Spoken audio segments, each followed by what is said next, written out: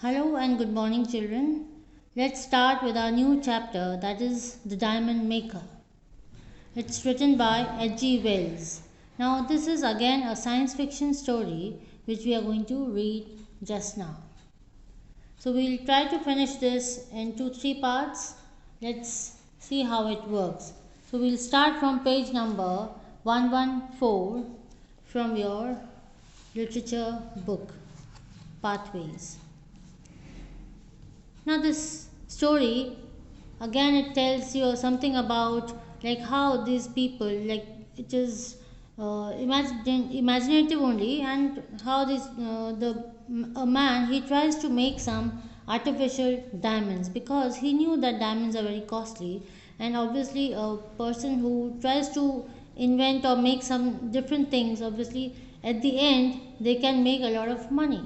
So that is what even he wanted, to make a lot of money, and he knew that in order to make a lot of money, obviously one has to work very hard. So even this man, he worked very hard, and even secretly, something when you're doing that, you have to do it secretly. So even he is doing things secretly. But anything, if you do it secretly, obviously, and if it is dangerous or it can risk the life of so many people, then you're working against the government. So this is what this man also did. Let's start with this story. Read about a scientist who has just devoted years attempting to make artificial diamonds. So he devoted his life, and whole life he was trying to make artificial diamonds. Now let's see in the end whether he was able to make those diamonds. He was able to make a lot of money out of selling those diamonds. Let's read it. I was in Chancery Lane at about 9 in the evening after a hard day's work. I had a little headache. So here, H.G. Wells, he is saying that he was staying in the Chancery Lane, and at about 9 in the evening, and the whole day he had worked so hard. So what he did, I had a little headache, and obviously his head was aching, paining, and he was not interested in doing any work. See, when you're physically weak, or when you're not physically well, you don't feel like doing anything. So same thing happened with H.G. Wells also, and was not interested either in entertainment or any more work. So I decided to move away from the noise and go down to the embankment. So what he did, he thought of going somewhere out and sit at a peaceful place where he can at least calm down. I decided to move and then away from the noise and go down to the embankment. What is embankment? It is the riverside, and rest my eyes and cool my head by watching the multicolored lights upon the river. So when you at night, when you go to the river, what you find, that the lights are there all over, and obviously it is multicolored. Why? Because the reflections and colors of different walls and all, they all reflect, and thus making it multicolored. Through the arches of the Waterloo Bridge, Waterloo, on the river Waterloo, there was a bridge. Arches, the bridge is like arch shaped. So arches of the Waterloo Bridge, one can watch different colors of light as well as the towers of Westminster. Westminster is a place, and one can even see the towers, long high towers of Westminster from that bridge. A warm night, said a voice at my side. So when H.G. Wells, he was just watching those lights, trying to calm down or trying to cool his eyes, what happened suddenly? A warm night, a voice just near at his side. He said, "A warm night." I turned my head and saw the side of a man who was leaning over the parapet. Parapet. What do you mean by parapet? Parapet is the railing. A railing along the edge of a bridge. So he was just leaning there on that uh, parapet, and he uttered a word, "a warm night." Beside me, it was a sophisticated face, handsome, though tired and pale. So when H.G. Wells looked at that man who was beside him and he uttered a word, a warm night, he happened to look at that man. And how that man looked, he was looking a bit sophisticated, means nicely dressed and also sophisticated face. His face was sophisticated, but not his dress. Handsome, he looked good looking also, though tired and pale. But how he looked tired, as if he had been working for hours and hours and for years. And pale, that means a person when he doesn't eat well, obviously he turns pale, somewhat yellowish in color, with no blood at all. Now let's continue with the next page, page 115 of your book. I looked at him curiously. Would he have anything to tell me? He looked intelligent. Now, when he looked at his face, when Ajivell looked at that man's face, he seemed quite curious man, okay? Very strange type of man. He looked intelligent. And then he thought that maybe will he be able to tell me something very important? Then he says, very warm, said I. Now, I.G. Wells also said, very warm, said I, but not too warm for us here. No, he said, still looking across the river. It is pleasant enough here just now. So he said, the stranger, he said, no, it's quite pleasant over here. It is good, he continued after a pause, to find anything so relaxing as this is London. After one has been worrying about business all day, I don't know what one would do if it were not for such pacific, peaceful corners. So he thought that in London, at least this place is quite peaceful and one can easily calm down or cool down his head and himself.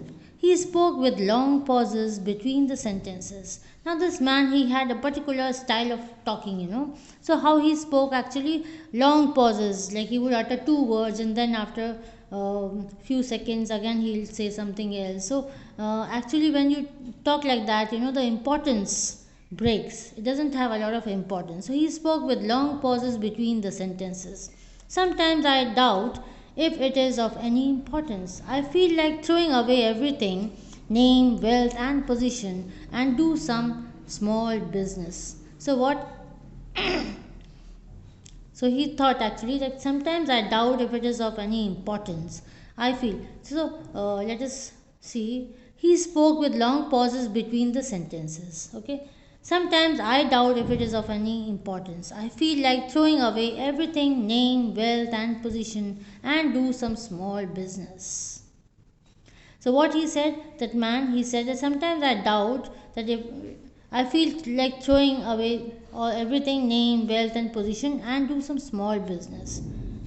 He became silent. Now, after speaking this, that man became silent. I looked at him in astonishment, amazement. That how just now he said this, but that man actually he doesn't look so rich or wealthy and all that. But then also he's speaking that. If ever I saw a man hopelessly poor, it was the man in front of me. And in his mind, this H.G. he's saying, oh, the most poorest man that I've ever seen is the man who is standing in front of me, and see how he's talking. He was ragged and he was dirty. So actually ragged means torn clothes, and he was quite dirty also, unshaven and unkempt, so not presentable also. He looked as though he had been left in a dustbin for a week. So he thought that, he looked so dirty that he could think that for a week he must have been left in the dustbin, and see now he's come up here. So he was so dirty actually. And he was talking to me of the wearisome worries of a large business. Okay, and see the way he's talking to H.G. Wells, that he owns a big company, he's a big businessman. See how he's talking, but how he's looking, he doesn't know. I almost laughed outright, and he almost laughed. Who? H.G. Wells. He laughed. Why? Because the man did not appear that way as he was talking. Either he was mad or playing a sorry joke on his own poverty. So he thought, H.G. Wells thought that, maybe he's not In his mind, he's out of his head, or he's mad, or he's just playing a joke or a sorry joke over his own poverty. The advantage of being in a high position, said I, is that you have to work hard and have to worry a great deal. So he's asking him that is that you're working so hard and then also you have so much of worries and you have to worry a lot. But the advantage is that you can help the poor. That gives a lot of satisfaction. But then he's saying that, oh, it's an advantage that you can help somebody who is poor, and when you help somebody, obviously it is a great satisfaction. He looked at me and said, "You won't understand." Then that poor man, the strange man, he said, "Oh, you will not understand me." After a moment's silence, he spoke again. Then, after, as you know, that man was speaking after long pauses, isn't it? So, then after some time, he again spoke. And what he said? No doubt it is very strange. No doubt it is very strange. You will not believe me even when I tell you. I feel it is quite safe to tell you, and it will be a comfort to tell someone. I really have a business in hand, a very big business, but there are problems now. The fact is, I make diamonds. So, what did this man say? He said that, yes, I own a very big business. Okay, I actually make diamonds. Okay, so he's saying that I feel quite safe to tell you. Now, maybe this man, H.G. Wells, he appeared to him as very honest and very nice man. So that is why he got convinced. The stranger got convinced, and he said that whatever worries I have, I can at least tell this man, and he is not going to tell somebody else. So that is why he tells everything that he is actually a diamond maker. I make diamonds. I suppose, said I, you are out of work just at present. So Ajiva said, yes. Maybe I suppose that right now you are without work. You don't have any work. I am tired of people not believing me, he said with irritation. Then suddenly he unbuttoned his wretched coat and pulled out a little canvas bag. It had a cord round its neck. He opened it. So he said, oh, I am really very tired because people don't believe me whenever I tell them. And he got so irritated. Then suddenly what he did, he unbuttoned his wretched coat, wretched means almost tattered clothes, and pulled out a little canvas bag. He took out that canvas bag, and that canvas bag was tied from top. It had a cord round its neck. He opened it. Now, when he opened it and took out a brown pebble, I wonder if you know enough to know what that is. He handed it to me.